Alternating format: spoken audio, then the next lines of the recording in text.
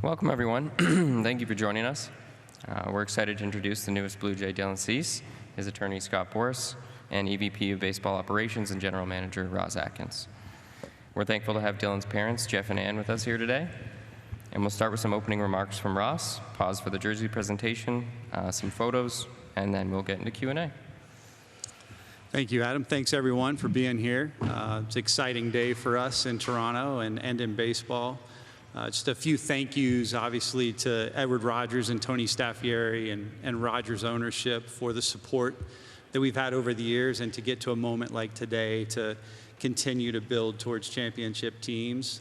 A big thank you to the Boras Corp and Scott for the work in creating an opportunity like this, and others that worked on that, and Greg Pustizzi and Mike Fiore.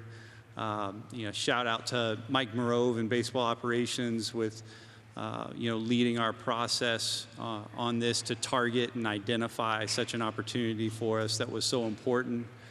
And the most significant thank you to Dylan for choosing this organization, this city, to be your new home. This is a huge day for us, and we are very grateful. The mission and our goal in Toronto is to continue to bring championships back to this country. And this is another huge step towards that. So thank you very much. With that, you have a few words? Okay.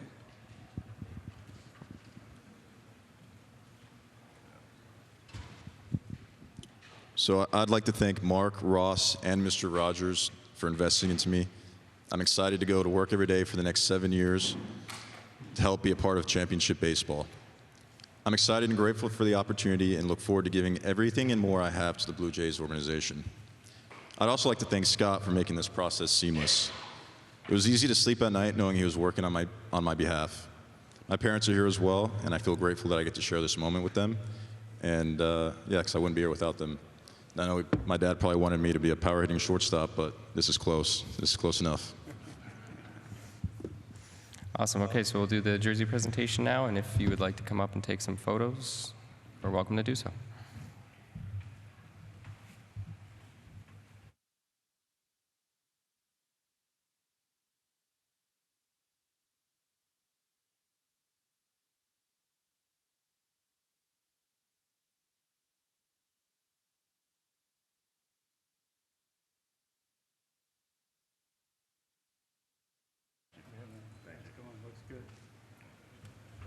Dylan, just do a couple buttons up for us.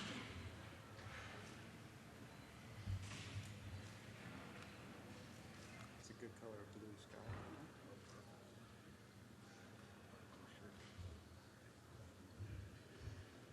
Is it right here? Awesome. Thank you.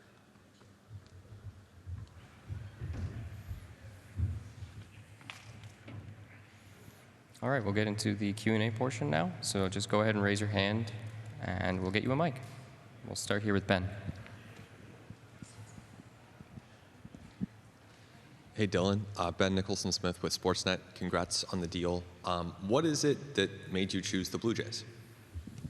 Yeah, I mean, the biggest part really was being able to be a part of a championship team. And, obviously with the run last year, they've proven that they have championship caliber players and obviously a good process. So, that was probably the number one thing. And then from there was also, how would they help me maximize and develop and basically reach my potential more often. That was important to me. So that was probably the second biggest consideration. And I mean, it seemed from the get-go that it was going to be pretty inevitable.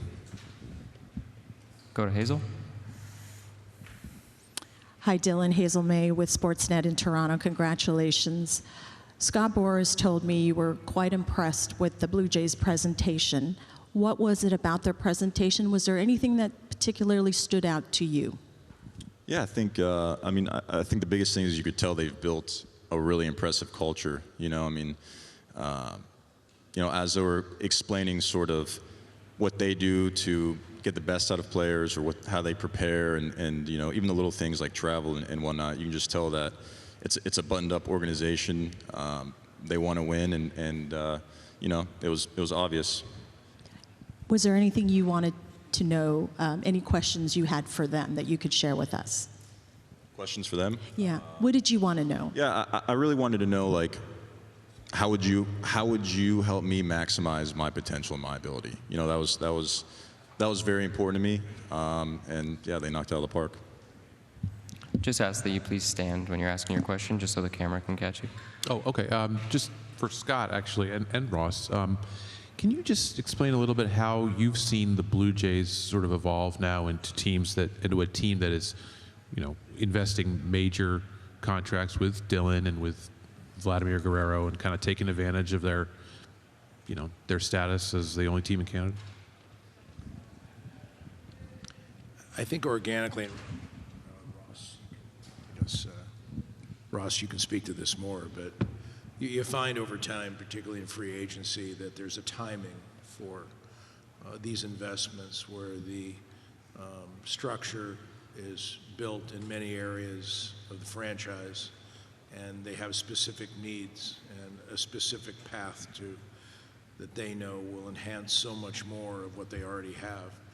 And when organizations find that myopic direction, you can kind of tell they're very close to achieving something that has taken years to get to where they know that their questions are few and their answers are many by answering those questions. So certainly Dylan, and being an arm that could bring so much to a number one type status, and having that ability and their abilities internally to have the experience and the technology and the practical experience to gravitate him to even a higher level of performance. So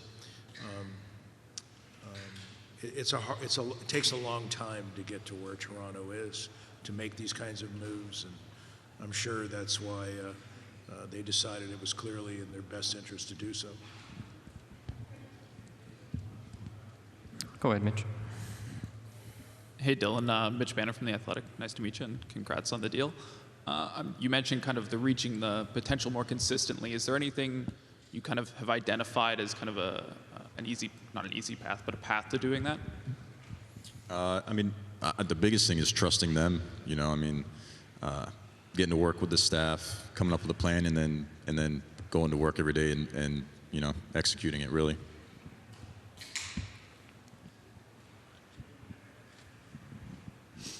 Hey, Dylan. Jordan Schusterman, Yahoo Sports.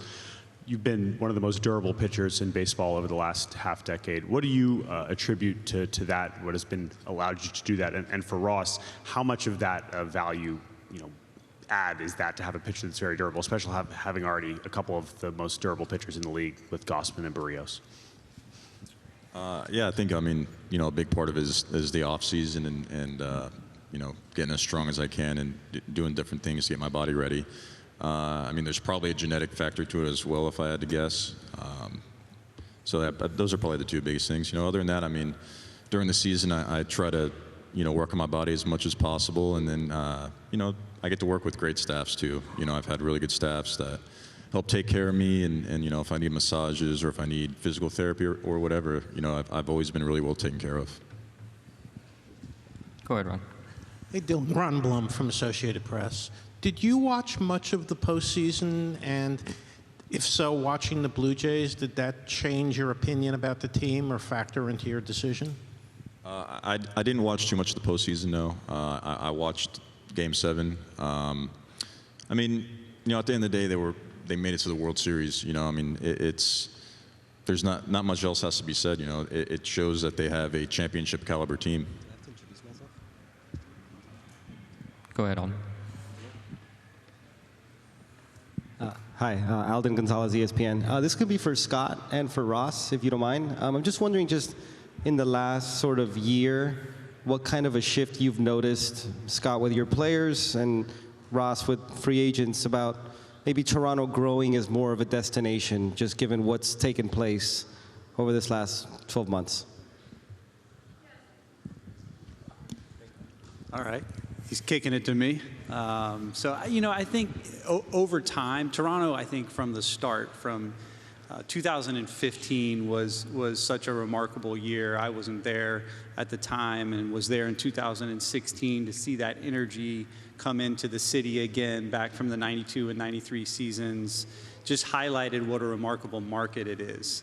And then over time, as we went through some down years and the time that Mark and I were there, we poured into the resources that help players improve.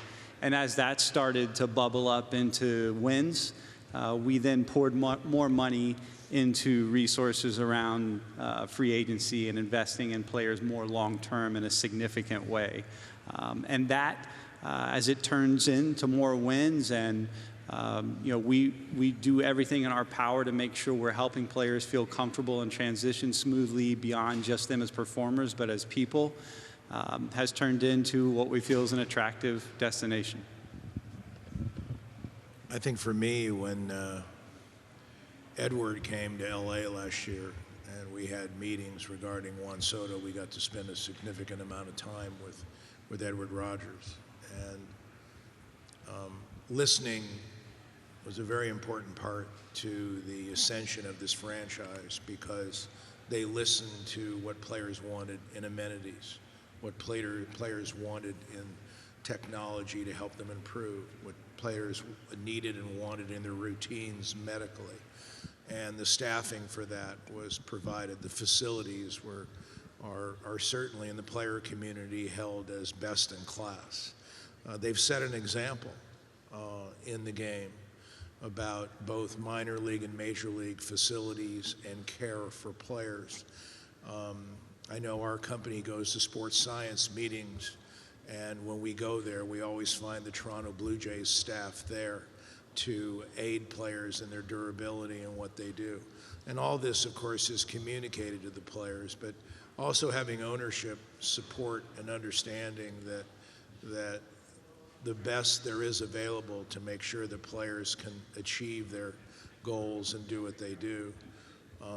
I've always teased Ross over the years that I've always felt that Toronto should be clearly one of the top 5 standards in Major League Baseball. And I think that they are now reaching that pinnacle.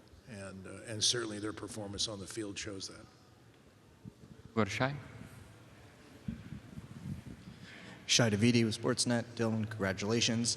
Can you describe a little bit about your process of background work on the Blue Jays, talking to players, what you may have wanted to know from some of your fellow player community, questions you had about City, things of that nature?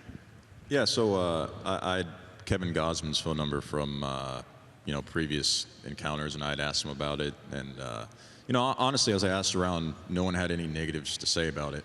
And then the consensus has been, you're going to love the city, you're going to love the organization, and it was as simple as that. There wasn't negative. So it was pretty simple, pretty easy, pretty straightforward. And Ross, can you describe a little bit about how you project durability? Because obviously you can look at past, but you're worried about the future. How do you guys determine a player is going to be able to continue to be durable over a duration of a contract? Yeah, really durability, there are a couple of things that are there, and one is it speaks to athleticism, in our view, is they're doing things in a way that is efficient and that makes sense for their body to be able to repeat. And then the second factor is that it speaks to the potential to get better. That has always been attractive to us. It's exceptionally attractive about Dylan. He by no means needs to get better, but because of the athleticism and durability, the potential is there for him to continue on an incredible trajectory. Go ahead, Gregor. Gregor Chisholm, Toronto Star. Dylan, just wondering what your initial impressions were of pitching coach Pete Walker, and you kind of mentioned confidence in the Jays' ability to get the most out of you. I'm wondering if there are any specific areas that they pointed to that have you particularly excited about how you guys can grow together. Yeah, it was kind of a similar thing where I asked around on him, and it's nothing but great things. My initial thoughts were he was straightforward. He seemed humble with the information and how he was planning on giving it to me, and ultimately I think our personalities are going to mesh well, And yeah, I'm looking forward to it. And it's not just him, you know. I mean, they have an entire staff that's from game planning to pitch design to all of that. So that's honestly, you know, one of the things I'm most excited about is I really do feel like they're going to help me maximize my abilities. Hello, I'm Michael Romeo from Foul Territory. I just want to say congrats on the deal first off, and I also want to ask, have you spoken to Vladdy, Springer, or Kirk just about how the season's going to go, or Gallsman for pitching-wise? Yeah, Springer reached out to me a little bit.